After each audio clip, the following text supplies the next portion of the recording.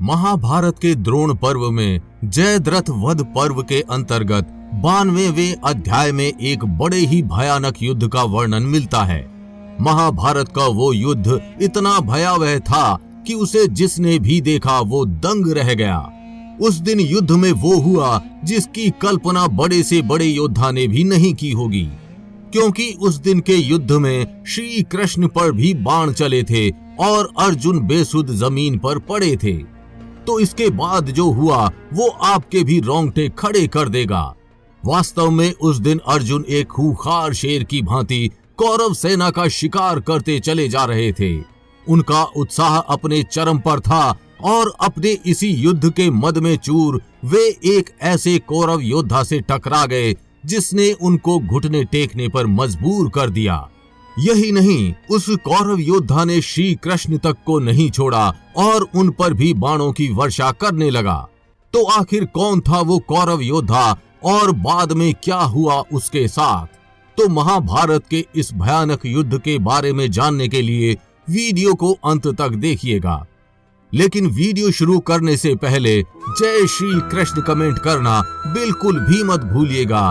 भगवान श्री कृष्ण की कृपा आपके पूरे घर परिवार पर सदैव बनी रहेगी। बात तब की है जब वरुण और पर्णाशा के पुत्र तथा एक वीर कौरव योद्धा श्रुतायुध का वध अर्जुन ने किया। भूमि पर मृत पड़े श्रुतायुध को देख उसके सैनिक और योद्धा वहां से भाग खड़े हुए। इसके बाद कंबोज राज का शूरवीर पुत्र और दुर्योधन के साले सुदक्षिण ने अर्जुन का सामना किया। सुदक्षिण को देखते ही अर्जुन ने उसके ऊपर 7 बाण चलाए। वे बाण इतने तीव्र थे कि वे सुदक्षिण को भेदते हुए आर पार हो गए। गांडीव धनुष द्वारा छोड़े हुए तीखे बाणों से अत्यंत घायल होने के बावजूद सुदक्षिण ने अर्जुन का डटकर सामना किया और कंक की पंख वाले 10 बाणों द्वारा अर्जुन के शरीर के हर हिस्से को भेद दिया। यही नहीं, सुदक्षिण ने अर्जुन के सारथी श्री कृष्ण को 3 बाणों से घायल करके अर्जुन पर पुनः 5 बाणों का प्रहार किया। सुदक्षिण के इस कृत्य ने अर्जुन को अत्यंत क्रोधित कर दिया और अर्जुन ने उसके धनुष को काटकर उसकी ध्वजा के टुकड़े टुकड़े कर दिए। इसके बाद गांडीवधारी अर्जुन ने 2 अत्यंत तीखे भल्लों से सुदक्षिण को बींध डाला।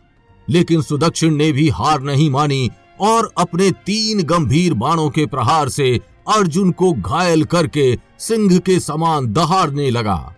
शूरवीर सुदक्षिण ने कुपित होकर पूर्णतः लोहे की बनी हुई एक भयंकर शक्तिशाली गांडीवधारी अर्जुन पर चलाई। वो बड़ी भारी उल्का के समान प्रज्वलित होती और चिंगारियां बिखेरती हुई शक्ति महारथी अर्जुन के पास जाकर उनके शरीर को घायल करके पृथ्वी पर गिर पड़ी। उस शक्ति द्वारा गहरी चोट खाकर महातेजस्वी अर्जुन मूर्छित हो गए। ये देख सुदक्षिण अपनी वीरता पर प्रसन्न हुआ, लेकिन अर्जुन इतनी जल्दी हार मानने वाले योद्धाओं में से नहीं थे। बहुत जल्द अर्जुन की मूर्छा भंग हुई और वे धीरे धीरे सचेत हुए। महापराक्रमी अर्जुन ने कंक के पंख वाले 14 नाराचों द्वारा घोड़े, ध्वज, धनुष और सारथी सहित सुदक्षिण को घायल कर दिया। लेकिन वे यहीं नहीं रुके। अर्जुन ने दूसरे बहुत से बाणों द्वारा सुदक्षिण के रथ के अनेकों टुकड़े कर दिए। काम्बोज राज सुदक्षिण के संकल्प एवं पराक्रम को व्यर्थ करके पांडु पुत्र अर्जुन ने मोटी धार वाले बाण से सुदक्षिण की छाती छेद डाली, जिससे सुदक्षिण का कवच फट गया। उसके सभी अंग शिथिल हो गए, मुकुट और बाजूबंद गिर गए तथा शूरवीर सुदक्षिण मुंह के बल जमीन पर गिर पड़ा। लंबे समय तक सुदक्षिण ऐसे ही मृत जमीन पर पड़ा रहा। जिस प्रकार कोई हरा वृक्ष कटकर गिरने के बाद जमीन पर पड़ा होता है, उसी प्रकार काम्बोज देश के मुलायम बिछौनों पर शयन करने वाला सुदक्षिण वहां मृत जमीन पर पड़ा था। बहुमूल्य आभूषणों से विभूषित एवं शिखर युक्त पर्वत के समान सुदर्शनीय अरुण नेत्रों वाले काम्बोज राजकुमार सुदक्षिण को अर्जुन ने एक ही बाण से मार गिराया था। अपने मस्तक पर अग्नि के समान दमकते हुए सुवर्णमय हार को धारण किए महाबाहु सुदक्षिण प्राण विहीन हो धरती पर पड़ा था। मरने के बावजूद उसके मुख का तेज एक राजकुमार जैसा था। पहले श्रुतायुध और बाद में कंबोज राजकुमार सुदक्षिण को मारा गया देख कौरवों की सारी सेनाएं वहां से भागने लगी। दुर्योधन की पत्नी भानुमति का भाई और कंबोज राज चंद्र वर्मा का बेटा सुदक्षिण निस्संदेह एक वीर योद्धा था। उसके पास कंबोज देश की बड़ी विशाल सेना थी।